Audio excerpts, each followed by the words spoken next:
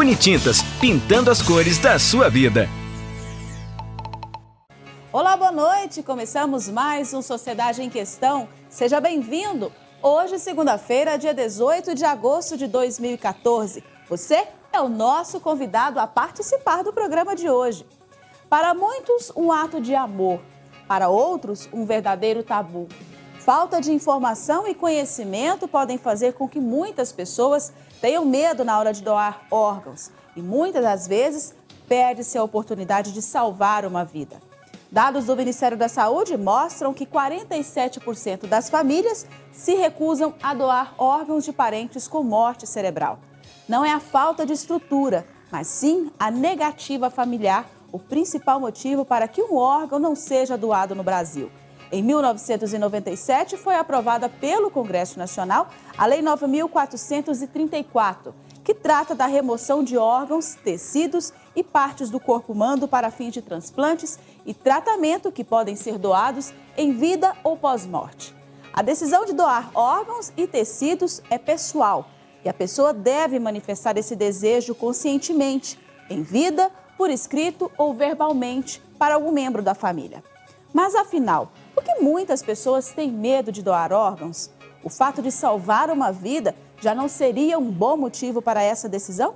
Transplante de órgãos. Esse é o assunto da Sociedade em Questão de hoje e eu te convido a participar do nosso bate-papo pelo telefone 3254-1051. O Sociedade em Questão desta segunda-feira já está no ar.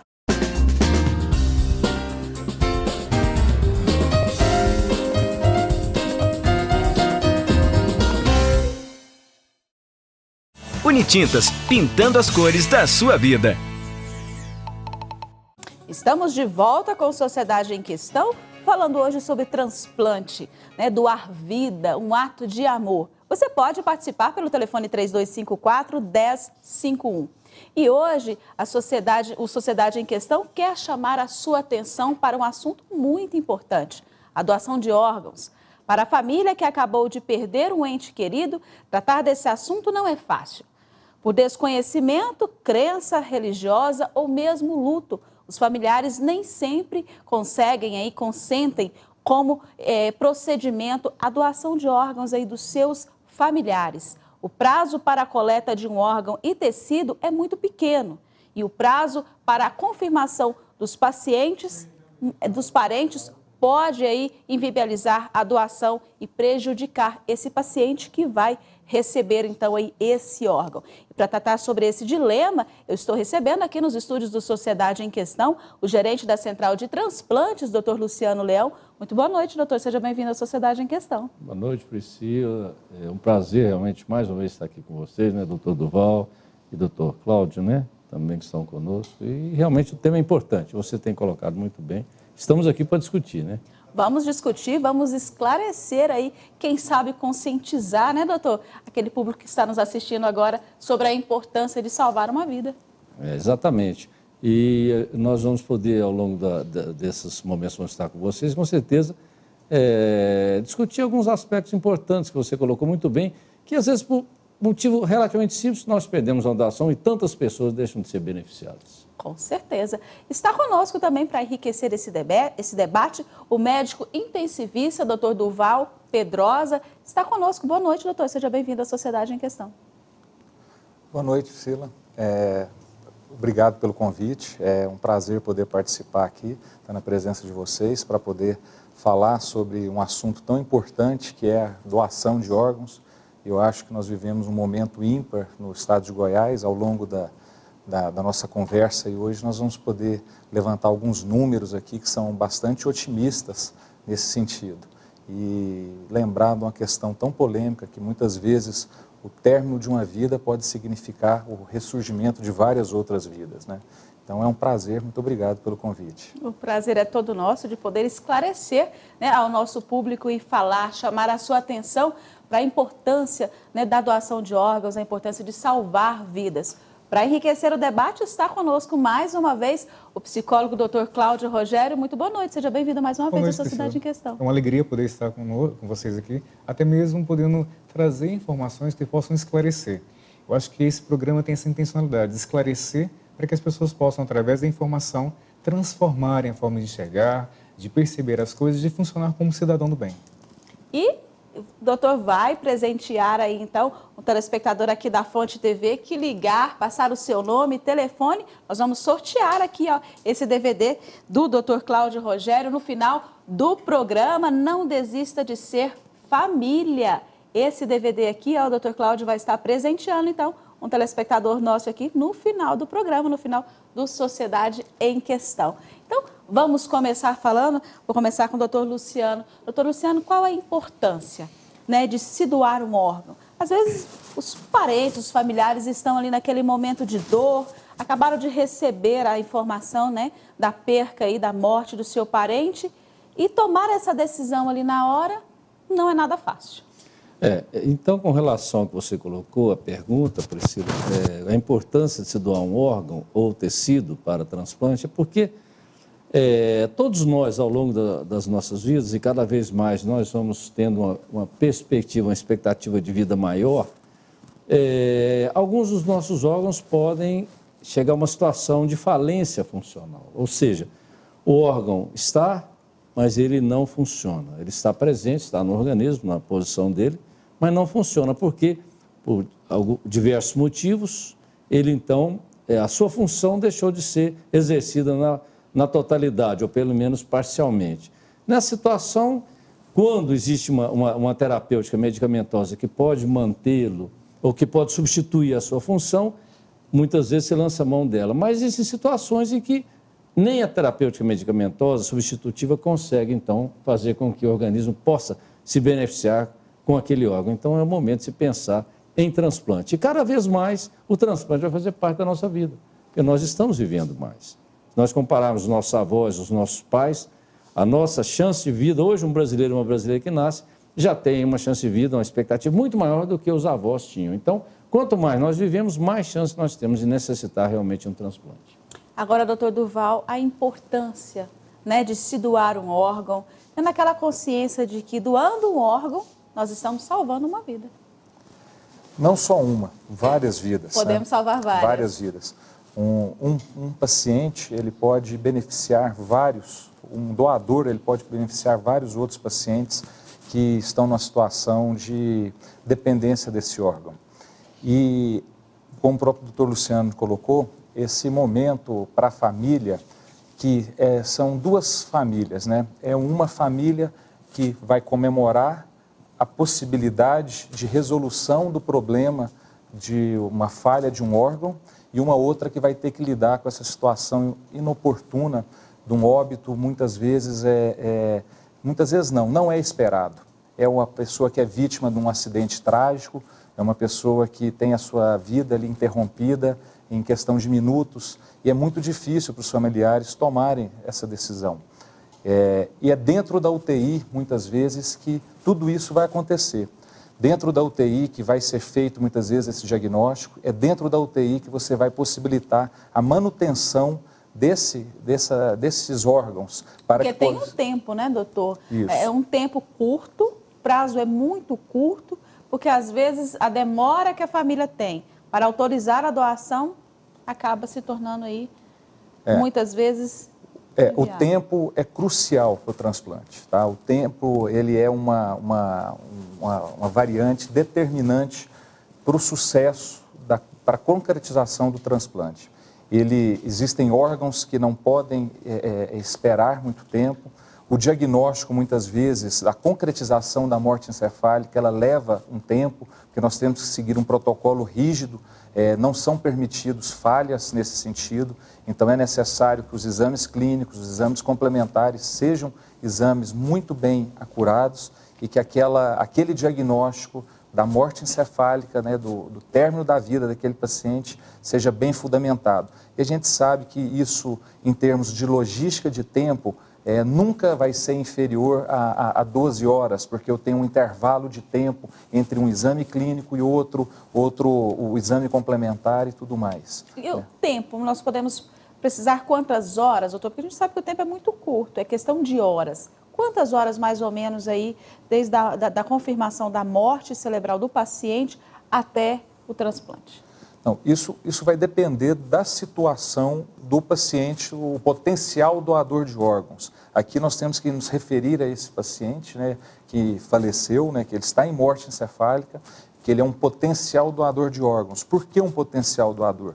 Porque não só o anseio da família liberar esse paciente para ser um doador de órgãos é suficiente para isso. É necessário que vários exames de compatibilidade sanguínea, de isenção de quadros infecciosos e algumas outras complicações possibilitem essa concretização da doação. E nesse ínterim, nesse intervalo de tempo, eu ainda vou ter que confirmar esse diagnóstico. Então, o tempo depois que eu finalizo, que eu consigo determinar a morte encefálica desse paciente, o tempo é muito variável. Vai depender da situação clínica em que esse paciente se encontra para que seja efetivado realmente a captação desses órgãos. E eu gostaria, Priscila, se me permite, também acrescentar essa palavra do Dr. Duval, que isso é muito importante. Eu costumo dizer que as famílias doadoras deveriam receber em praça pública uma homenagem. Porque só nós sabemos, em especial os intensivistas, quão difícil é vivenciar esse momento, sofrimento, e o Dr. Cláudio com certeza vai poder abordar isso muito bem, e pensando realmente que alguém vai ser beneficiado. Isso vai, às vezes, 2, 3 dias todo o processo. É muito tempo, pode não ser para o nosso dia a dia, mas para as famílias que estão naquela situação, é um tempo enorme. E é uma espera muito grande também, né, doutor? Por parte daqueles pacientes que estão na fila, aguardando aí, né, esse órgão.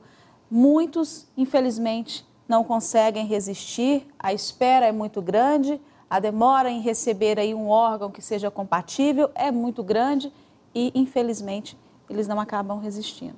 Com certeza, e muitas perdas ocorrem por isso mesmo, que durante a manutenção do potencial doador, né, nas unidades de terapia intensiva, o coração, geralmente, que é o órgão que mais é agredido, por assim dizer, nas situações, acaba parando, deixa de funcionar e nós perdemos doação, porque o coração parou, nós não podemos mais aproveitar os órgãos para transplante. Com certeza. E doutor Cláudio, vou chamar o senhor então para o nosso debate. Eu queria que o senhor tentasse nos explicar por que as pessoas têm tanto medo, por que as famílias têm tanto medo de tomar essa decisão, né? E muitas pessoas também, tem pessoas que já declaram, né, que eu quero ser um doador, mas muitas pessoas têm medo ainda, têm muito receio, né, na hora de fazer essa declaração. Então, Priscila, vamos compreender assim, algumas noções em relação à questão da doação. O medo está muito pautado justamente na falta de informação, né? É necessário e seria interessante que o nosso trabalho em relação à doação de órgãos pudesse ser feito de uma forma preventiva, né? Já que eu vou doar após morte, né, após a minha morte, é preciso que a família tenha anteriormente sido orientada, informada, como é que são os trâmites. O medo está muito apoiado nisso, naquilo que vai acontecer, ou aquilo que de repente é o desconhecido. Imagine só, eu estou tendo a perda de uma pessoa que eu amo. E esse órgão, como é que vai ser isso? Vai para quem? Então, assim, como são os procedimentos? Então, além da questão da doação do órgão para a pessoa que é após morte, existe também a doação de pessoas vivas, né? Então, assim, o medo ele perpetua e ele transita tanto em quem morreu e os parentes que ficaram, tanto no doador que está vivo. Então, tem pessoas que não doam porque tem medo do pós-cirúrgico, medo da cirurgia, medo de repente, o que vão fazer comigo. Então, assim, existem várias coisas. E lembrando que tudo isso é geralmente por falta de informação, de orientação, de uma catequese, vamos assim por dizer, de uma instrução de como são, né, qual o procedimento adequado, como é feito isso, porque as pessoas já estão vivendo um sofrimento. Elas não querem nada que provoque ou sequer lembre elas algo que gere sofrimento. E tem muitas pessoas também que pensam assim, eu nem sei se o meu parente, né, o meu parente faleceu mesmo. Ele foi declarado morto, teve morte encefálica, mas será que ele morreu? Então muitas pessoas se pegam, né, nessas questões. Exatamente. Dúvida e medo são elementos que impossibilitam, né, que a coisa tenha uma harmonia e transcorra de maneira adequada, né? Essa questão do tempo é muito disso. As pessoas estão tão tomadas de medo, de dúvida e de sofrimento que elas não querem abrir mão. Então elas ficam nessa defensiva. E a defensiva é própria de falta de orientação. Então, acho que esse programa é justamente necessário para que a sociedade... A gente não tem uma cultura de doação. A gente não tem uma cultura de doar, né, de oferecer. E, assim, isso a gente está assistindo, né, a questão da Rafaela, um caso de doação de medula. Então, quanto é emblemático, né? Olha a movimentação que as pessoas estão fazendo, mas porque elas estão sendo orientadas, lógico, através de uma dor de um pai, mas elas estão sendo orientadas, que a coisa é tão simples, que a coisa é tão acessível. Estão sendo sensibilizadas. Trazer essa sensibilização para as pessoas as mobiliza a se prontificarem a doar. Porque o brasileiro é de fato, né? Nós somos um povo, vamos dizer assim, amoroso, né? Com o nosso próximo. Somos aí, de uma certa forma, chama-se a nossa atenção, não é isso, doutor? Em relação àquela comoção social. O caso da Rafaela, bem como o senhor citou aqui, o pai, em declaração à imprensa, falou que ele não pretende só salvar a vida da filha, mas através dessa campanha, da campanha da Rafaela, ele pretende salvar várias vidas. Aí entram as motivações para que a gente se torne doador. A gente precisa trabalhar justamente quais são as motivações para que eu possa ser doador, né? E essas motivações vão ser provocativas para que as pessoas sejam mais facilmente salvas, né? Que queira ou não queira, a doação é salvar alguém. E a gente não salva apenas quem está recebendo o órgão, a gente salva uma família inteira, porque uma doença mobiliza uma família inteira. Exatamente. Eu visitei os pais da Rafaela, e a família estava extremamente mobilizada, sensibilizada pela doença da filha. Então, assim, eu não salvo apenas quem recebe o órgão. E detalhe, além de salvar a família adoecida, eu salvo também a mim. E tem aquela questão também da briga, né? Que a campanha da Rafaela, que os pais estão aí, né, lutando, a questão da quantidade, doutor Durval, a questão da quantidade de doadores. Aqui em Goiás foi estabelecido, no ano de 2013, apenas 12 mil. Né? Quer dizer, um número muito pequeno. Agora, eu gostaria que o senhor tentasse me responder. Por que limitar?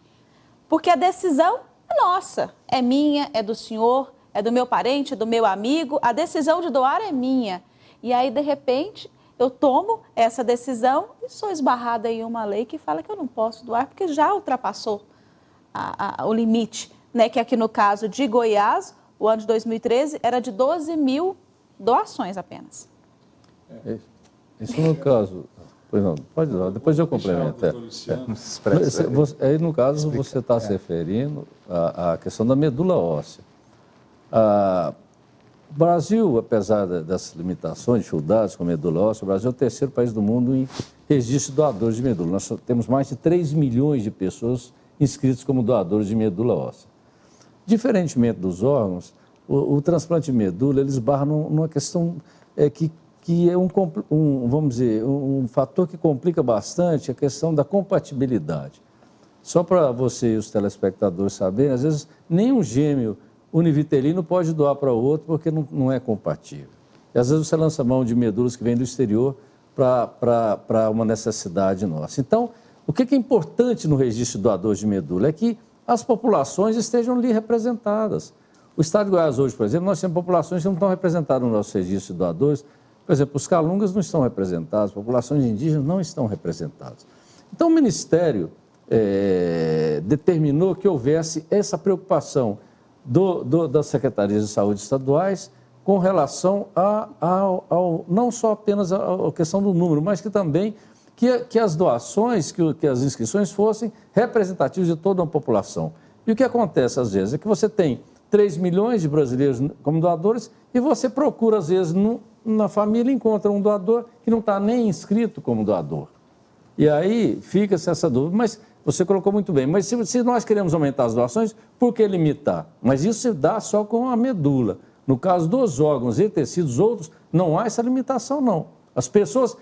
Você, com certeza, se você for um doador de órgãos, você manifestar para os seus familiares que é um doador, conforme a legislação prevê, você tem uma chance muito grande de ser doador. Medula, não. Medula, apesar de você estar inscrito e ter a sua amostra de sangue colhida, você vai ter pouca chance de ser doador, justamente por causa dessa questão da compatibilidade entre doador e receptor. É complicado, né, doutor Luciano? Isso. Realmente é um pouco diferente quando a gente fala de órgãos sólidos e tecidos. a doação, ela não existe essa limitação justamente por isso. Então, toda pessoa pode ser doador de órgãos. E ele pode manifestar esse seu interesse em vida para que isso seja, no caso de um caso de morte encefálica, se concretize essa doação. Mas, igual o Dr. Cláudio colocou, é fundamental a conscientização. Tá? Eu acho que o mais importante é a conscientização. Eu não digo só a conscientização da população, não. O meio médico. Nós, médicos, fomos treinados para salvar vidas e muitas vezes nos sentimos como imponentes frente a um diagnóstico de morte encefálica. Mas nós precisamos entender que nós poderemos salvar muito mais vidas nos dedicando a manter esse potencial doador de forma efetiva, de forma eficaz e batalhar, lutar para que o transplante ele se concretize. Nós vivemos um momento, o Dr. Luciano está aqui para colocar isso para a gente, um momento ímpar no estado de Goiás, que acho que nos últimos anos não se conseguiu transplantar tanto quanto nós conseguimos nos últimos meses. Deve-se, talvez, de todo um contexto de mídia, de uma situação diferente que vem acontecendo, mas essa divulgação da informação, ela é fundamental. E hoje, muitas vezes, quando é abordado a família do potencial doador de órgãos ali, você já vê essa ressalva da pessoa estar entendendo melhor e conseguir compreender a morte encefálica. Mas como que morreu? Ele está lá vivo, eu vi ele lá hoje. Existem reflexos medulares que não são reflexos elaborados pelo cérebro que o paciente pode ter ali no leito e o familiar entender aquilo como uma possibilidade de vida ainda daquele paciente. Isso tudo tem que ser muito bem explicado. E realmente a desinformação é o maior problema para que não se concretize essas doações. Com certeza. Vamos atender a uma participação. Olá, boa noite.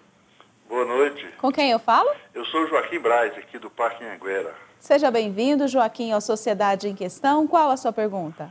É o seguinte, eu sempre procuro saber, quando eu vejo esse tipo de programação na televisão, as pessoas pedindo órgãos, certo? E sempre se fala em medula.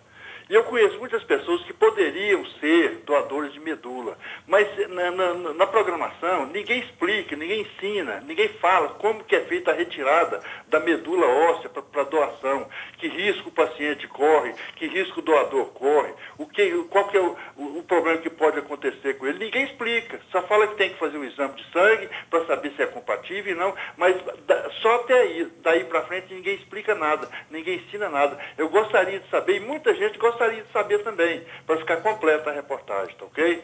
Muito obrigada pela participação do senhor, seu Joaquim. Você pode tirar todas as dúvidas pelo telefone 3254-1051. Doutor Cláudio, é exatamente isso que nós acabamos de falar. Falta informação.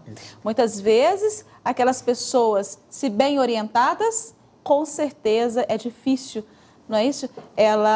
Os doutores vão até confirmar aqui ou dizer se eu estou errada. Aquela família que recebe toda aquela orientação, aquela preparação sobre a importância da doação, como doar, o que seria, né, a doação de um órgão, como que é realizado todo o procedimento, com certeza é muito difícil, né, essa família negar a doação aí desse órgão. Então, é uma coisa que, quando a gente fala de preparação, tem tanto uma questão técnica, né, de como retirar esses órgãos, o que vai ser feito, os procedimentos técnicos. E tanto um acompanhamento psicológico de quem doa, estando vivo, ou a família de quem morreu, tanto do receptor, né? Existem situações que envolvem questões emocionais e psicológicas. Então, a gente precisa também preparar essas pessoas, né? Por exemplo, se eu sou um doador em vida, vou doar um rim. Então, assim, olha o quanto envolve, né, a questão psicológica. Queira ou não queira, eu vou deixar de ter um órgão, né? Então, além do processo psicológico, do estresse que vai aumentar, do nível de ansiedade que aumenta, né? De situações de repente, no último momento eu até arrepender, assim, ficar com medo. Então, existem várias coisas que vão ser orientadas para que não haja problemas. O receptor também, a pessoa que vai receber esse órgão, né? Existem toda uma questão que envolve. as motivações de quem vai doar, eu preciso identificar essas motivações, né? Então, tem gente que sente muita dó e se sente mobilizado, então a motivação talvez seja essa. Então, tem que ser esclarecido também, né? Porque a dó acaba passando. Questões que envolvam dívida emocional, né? Eu estou doando porque tem uma dívida emocional com a minha mãe, tem uma dívida emocional com fulano, e a gente lembrando que se o outro for ingrato com essa dívida emocional, eu vou me sentir de repente lesado, ou vou me sentir de alguma forma não agradecido pela atitude nobre que eu tive. Então existem várias coisas que de repente permeiam essa questão da doação, a coisa não é tão simples, né? E sem falar que poderíamos dizer, não sei se é até correto dizer isso, é uma mutilação estando vivo. Né? Então, é uma mutilação para quem está vivo, de repente, e é uma mutilação para a família. Se a família não for orientada, tipo, como? Então, a gente compreende que essas coisas precisam ser trabalhadas, mas sempre pautando. Quando se esclarece, gente, a aceitação é bem clara. Então, assim, eu acho que o que a gente precisa discutir mais, falar mais, é quando eu entendo que o coração do meu filho vai bater numa outra criança, eu consigo... A importância de salvar aquela vida. Isso, eu consigo fazer um desdobramento daquilo que a gente chama de solidariedade, daquilo que a gente chama de gratuidade. Então, a gente começa a entender que não tem um aspecto só de perdas. Eu acho que se a gente colocar como um aspecto de ganho, né? Olha, pensar que o meu filho vai ter um rim de uma outra pessoa, de uma pessoa viva, as coisas começam a ter uma forma mais nobre. E a gente passa a ser, de certa forma, mais humanos. Eu acho que se a gente trabalhar a humanidade da gente nessa questão, a palavra de Deus fala que aquele que amar o próximo como a ti mesmo. Então a gente começa a entender que o evangelho ou o cristianismo permeia nisso. Aquele que ama dá a sua própria vida para o outro, ou parte da sua vida, né? Eu dou uma parte de um órgão que está pulsando em mim, que vai fazer falta? Vai. Eu preciso também trabalhar psicologicamente a adaptação, porque eu recebo esse órgão, eu tenho que me adaptar. Eu lembro que eu atendi uma menina que ela fez um transplante em relação ao rim dela, ela não seguiu corretamente os procedimentos pós-cirúrgico e ela acabou perdendo o rim e voltou para a hemodiálise. Então, assim, olha a falta de orientação psicológica. Ela acreditou que a vida dela fosse voltar ao normal, ela não tomou a medicação como deveria e ela agora está novamente na fila de espera. E imagine quem doou. Imagine quem fez a doação, tipo, como que vai cuidar daquilo que é meu, né? Então, assim, a gente precisa orientar psicologicamente para a readaptação e a gente precisa trabalhar isso mais vezes. Com certeza. Por isso que o Ministério da Saúde investe principalmente nas doações de pacientes de morte encefálica. Porque nós temos uma perda enorme de potenciais doadores que poderíamos estar numa situação bem mais confortável hoje, em termos nacionais. Pois se você pega a estatística, nós temos de 40 a 50 mil brasileiros precisando de um transplante nesse momento. Por quê? Porque nós não estamos sendo competentes para trabalhar as ações, a logística, para fazer com que essa fila diminua. Ou seja, pessoas com órgãos em boas condições estão sendo enterradas, enquanto que outros continuam vivos com os órgãos mortos. E aí, esse é o grande drama. E quando se investe em doador em morte encefálica, nós temos o quantitativo de pessoas que podem se beneficiar. Quer dizer, o alcance social, cristão, humano é muito maior. E essa cultura, o doutor Cláudio falou muito bem, se criar uma cultura, ela tem que vir desde a escola. Eu vi exemplo, o Uruguai, por exemplo, toda a escola primária se fala sobre transplante. Já começa desde o início. Faz parte do currículo escolar. É cultural. Cultural, quer dizer, já cria aquela mentalidade. O doutor Duval falou muito bem, a classe médica, eu incluí os enfermeiros também, não são preparados para isso. Não tem no curso de graduação nada que fale sobre transplante. Então, como que você vai querer que aqueles profissionais cumprem essa briga? Aí, essa dificuldade existe. Então, é onde nós estamos começando a virar essa página. Eu acho que dentro de pouco tempo, com certeza, a gente vai poder atingir uma situação bem mais confortável do que a atual. E Goiás está aí fazendo tudo, não é isso, doutor? Nós vamos falar depois do intervalo sobre essa questão da diminuição aí do número de pessoas na fila de espera, o aumento das doações que começaram aqui em Goiás, né? Já está começando aí a mobilizar toda a população. E eu vou te fazer agora uma oferta. Quer ganhar um HB20? É isso mesmo, no dia 2 de setembro, a sua fonte FM 103,7 vai sortear um HB20 com emplacamento e tanque cheio Para participar, é muito simples. É só ficar ligado na fonte FM 103,7 e anotar os 5 horários da buzina que você ouvir. Consulte o regulamento no site da Fonte FM e envie quantas cartas você quiser. Faça então aí o seu investimento. Quem sabe você não vai ser aí o ganhador ou a ganhadora desse HB20. Nós vamos fazer um breve intervalo agora e voltamos já já. Hoje estamos falando sobre transplante, doação de órgãos. E você, tem coragem de ser aí um doador? Já pensou, já fez essa expressão sua aí por escrito? Já falou para sua família, para um parente mais próximo? Vamos responder depois do intervalo. Voltamos já já.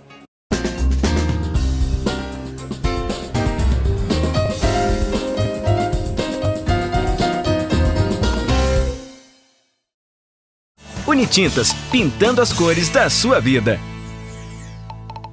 Sociedade em questão e você pode participar, tirar todas as suas dúvidas sobre o transplante, sobre a doação de órgãos, sobre o ato de salvar vidas. Ligue e participe pelo telefone 3254-1051. E, doutor Durval, nós estávamos falando aqui no intervalo, antes de começar o programa, sobre os dados estatísticos, né? Goiás tem uma negativa familiar que é de 60%. Entre os melhores países, onde essa negativa é de apenas 15%, como na Espanha. No ano passado, de cada 81 mortes encefálicas confirmadas, apenas 3 transplantes foram confirmados.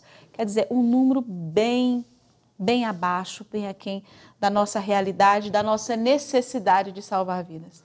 Com certeza, Priscila. Comparar com a Espanha é muito complicado, porque o modelo atual de transplante, de captação de órgãos, ele surgiu na Espanha. Então, a Espanha é a pioneira no mundo para essa sistematização de concretização de transplantes.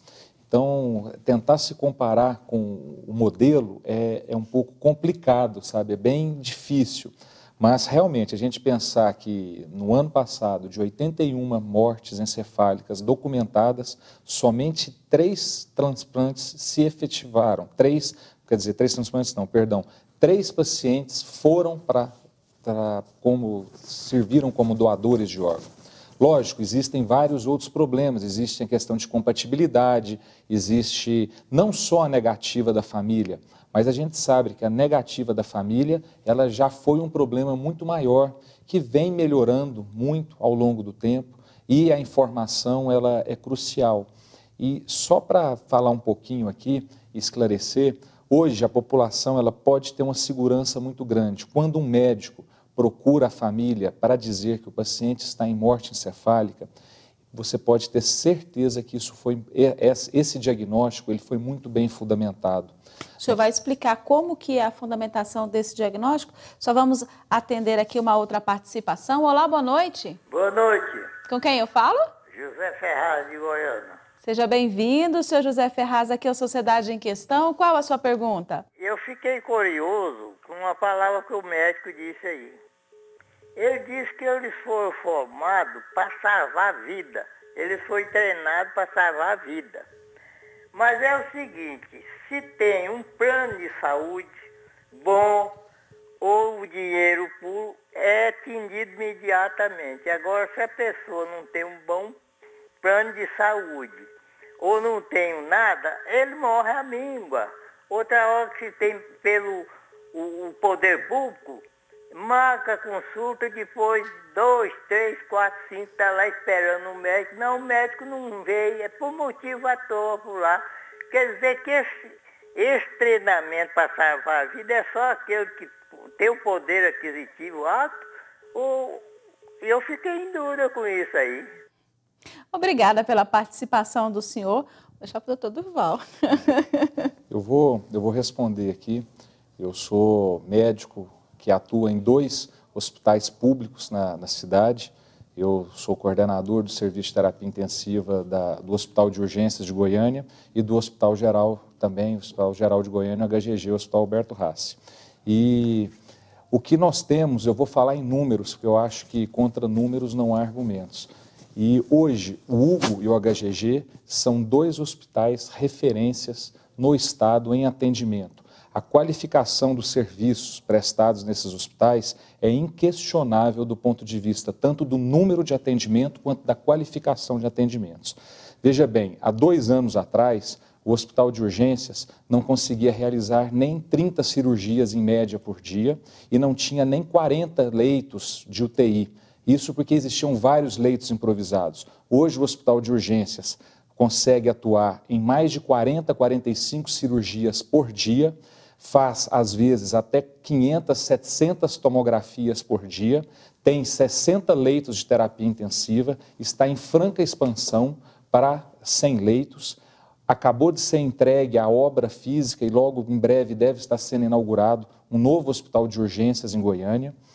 E eu vou falar um pouquinho também do Hospital Geral. O Hospital Geral, o HGG, é um hospital que durante anos trabalhou com 8, 9, 10 leitos de terapia intensiva e hoje conta com 40 leitos de terapia intensiva.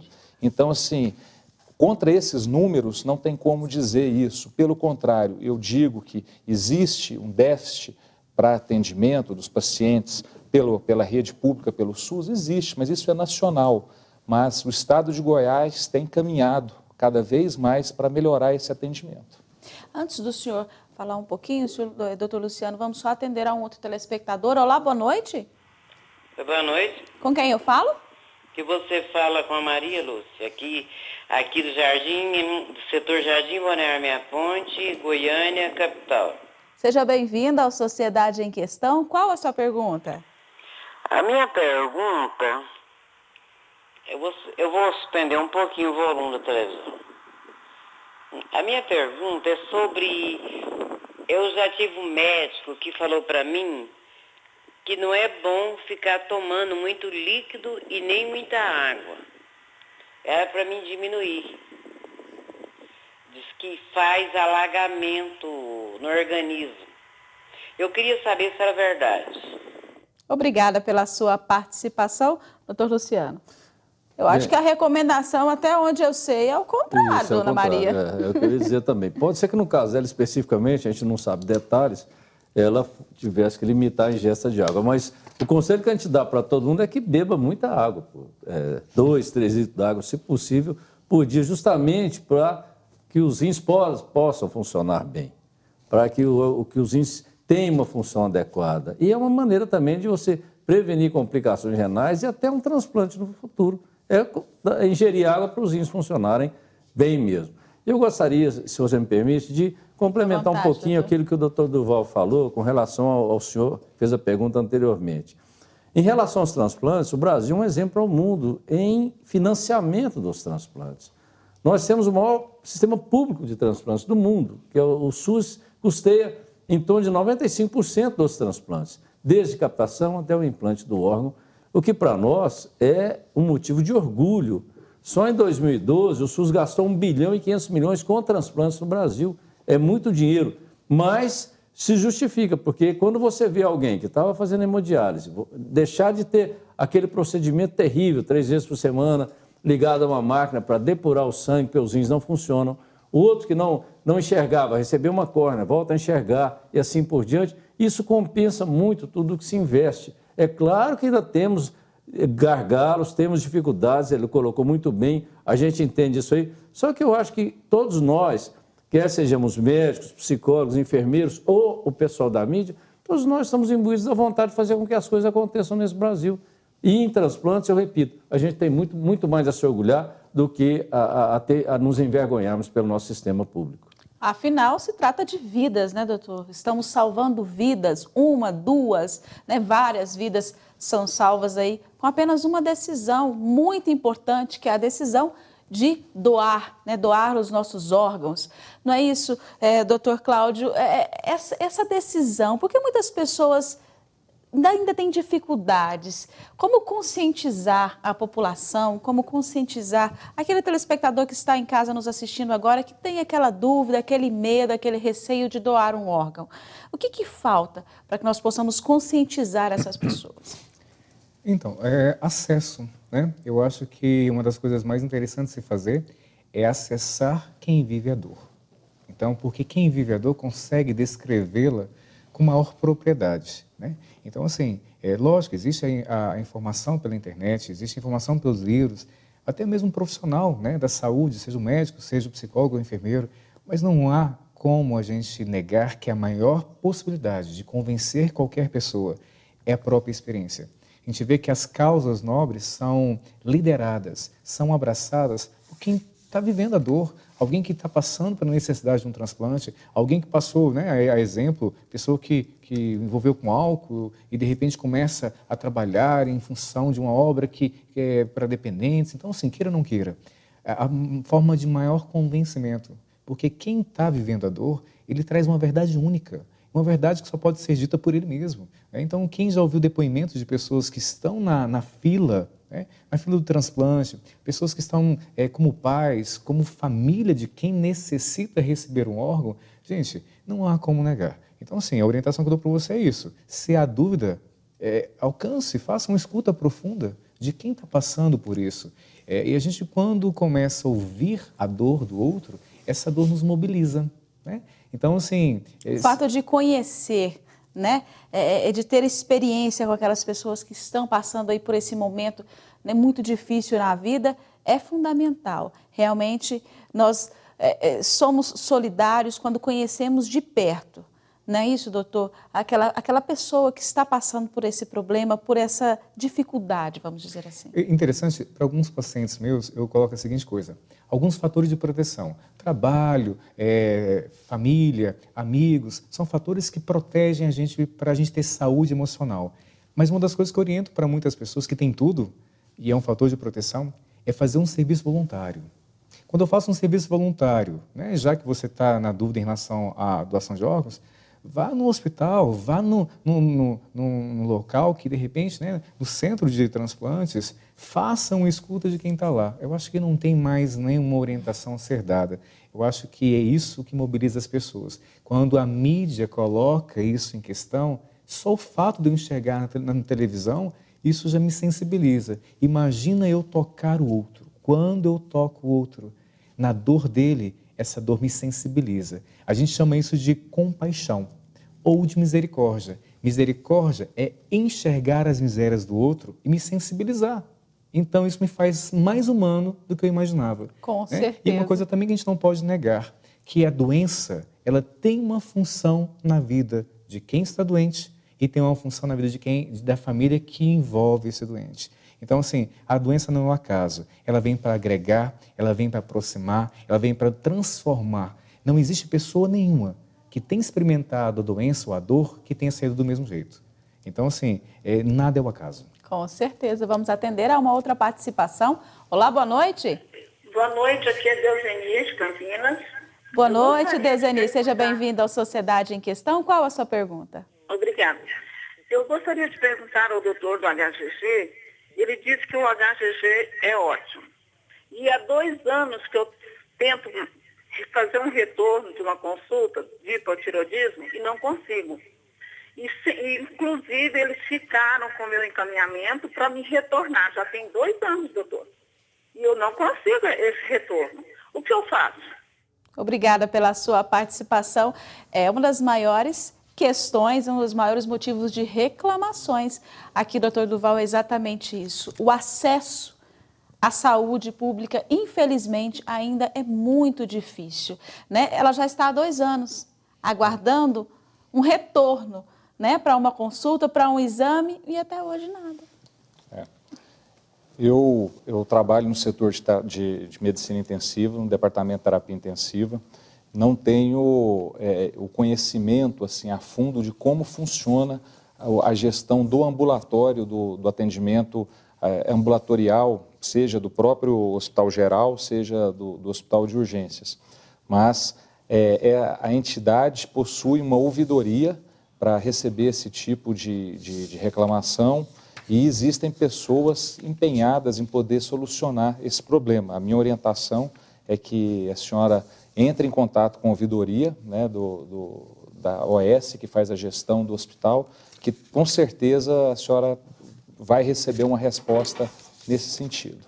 Doutor, temos também aqui a participação do nosso telespectador que não quis se identificar, mas que pergunta se tem algum medicamento que substitui o sangue. Outra pergunta também, quem faz doação de medula pode doar mais uma vez? Mais de uma vez? Não, a doação de medula, não tem problema nenhum doar mais de uma vez, da mesma forma que não tem problema doar sangue mais de uma vez. Existem algumas regras para se doar sangue, e essas regras são bem claras, bem difundidas, que é a questão do peso, a questão da idade, isso não tem nenhum problema maior, tá? E a questão de substituir o sangue. Lógico que não existe nada que substitua sangue. Agora, a terapêutica utilizada de transfusão sanguínea, ela pode ser substituída momentaneamente por infusão de soro, por infusão de outras drogas, outras medicações que a gente chama de gelatinas, colóides, amidos, albumina, soro albuminado, que podem substituir temporariamente. Mas existem níveis mínimos que a gente não tem como deixar esse paciente sem receber a transfusão sanguínea. Então, assim, existe uma terapêutica alternativa, mas que muitas vezes não pode ser, que não vai ser resolutiva. E pode doar mais de uma vez, tanto sangue quanto medula, sem problema nenhum. Uma boa notícia. Infelizmente, o assunto é muito gostoso, né? Temos muito ainda a esclarecer sobre a doação de órgãos, sobre os transplantes, mas infelizmente o nosso tempo acabou. Quero agradecer aqui a participação do Dr. Durval Pedroso, médico intensivista. Boa noite. Muito obrigada pela participação, doutor. Eu que agradeço a oportunidade. E a informação é tudo. E eu espero aqui, vou deixar uma frase de Cora Coralina que me agrada muito em todas essas situações, que feliz é aquele que transmite o que sabe e aprende com o que ensina. Então essa é a mensagem que fica aqui hoje para vocês e obrigado pelo convite. Mensagem muito bonita. Nós é que agradecemos. Quero agradecer também a participação do Dr. Luciano Leão, gerente da Central de Transplantes. Muito obrigada mais uma vez pela participação na Sociedade em Questão. Quem agradeço eu, não em meu nome, e também nem em nome da Central de Transplantes, mas em nome de tantos pacientes que com certeza se beneficiam quando vocês dão oportunidade para um debate de alto nível. E sem a participação da comunidade, nós não vamos ter doações. Provavelmente na área da saúde, nenhuma outra atividade exige tanto comprometimento e participação da comunidade quanto transplantes. Então nós esperamos que as pessoas se sensibilizem, que confessem aos seus parentes e amigos que são doadores. Porque dessa maneira, se houver um acidente, um imprevisto com qualquer um de nós, como pode acontecer, nós poderemos sim aumentar o número de doações graças a essa boa vontade, a esse gesto cristão, a esse desprendimento das pessoas. Muito obrigado, uma boa noite a todos. Vamos salvar vidas, não é isso, doutor? Se Deus quiser. E chegou aqui, né, a grande hora de sortearmos aqui, né, o DVD Não Desista de Ser Família, né, uma palavra maravilhosa aqui, né, que com certeza vai enriquecer aí a sua família, o seu conhecimento, vai ser muito importante. O doutor Cláudio Rogério está presenteando aqui, vamos verificar qual dos nossos telespectadores. A Maria Lúcia, do Balneário, que acabou de participar conosco, é a ganhadora, então, aqui desse DVD do Dr. Cláudio, Não Desista de Ser Família. A senhora tem 3 dias úteis para pegar aqui na sede da Rede Fonte, na Avenida Rio Verde, aqui no Faisalville 4. A senhora pode buscar aqui no horário comercial. Muitas participações, não é isso, doutor Cláudio? Quero agradecer ao doutor Cláudio Rogério, psicólogo, mais uma vez, muito gentil, atendeu aqui ao nosso pedido e veio participar aqui desse debate tão gostoso, que é falar de salvar vidas, não é isso, doutor? Eu agradeço, Priscila, pelo mais um convite feito e que esse debate de hoje possa alcançar vocês, famílias que estão aí, para que possam dilatar dentro de vocês a possibilidade de salvar outras pessoas. Que a nossa forma de falar, o nosso debate, possa ter gerado isso. Você não está ouvindo ao acaso. Acho que, de alguma forma ou de outra, você está aí para ele. Gerar mais vida naqueles que estão necessitando. Eu agradeço pelo convite. Nós é que agradecemos e antes de ir embora, quero agradecer a uma telespectadora muito fiel. Toda segunda-feira está ligadinha aqui na Fonte TV, no Sociedade em Questão, que me presenteou com essa caneta. E eu fiz questão, dona Terezinha, de apresentar o programa, anotar todas as informações. Muito obrigada aí pelo presente. Eu agradeço aqui a todos os nossos entrevistados. Obrigada a você que nos acompanhou em mais esse Sociedade em Questão, que hoje fica por aqui. Voltamos na semana que vem com novas discussões sobre o universo das relações humanas. E a nossa frase de hoje para reflexão é de Gottlob Lenze. É a intenção e não a doação que faz o doador. Vamos salvar vidas com um gesto simples de doar um órgão. Uma ótima noite a todos. Continue aqui na Fonte TV, que possui a programação voltada para você e a sua família. Até a próxima segunda-feira. Boa noite.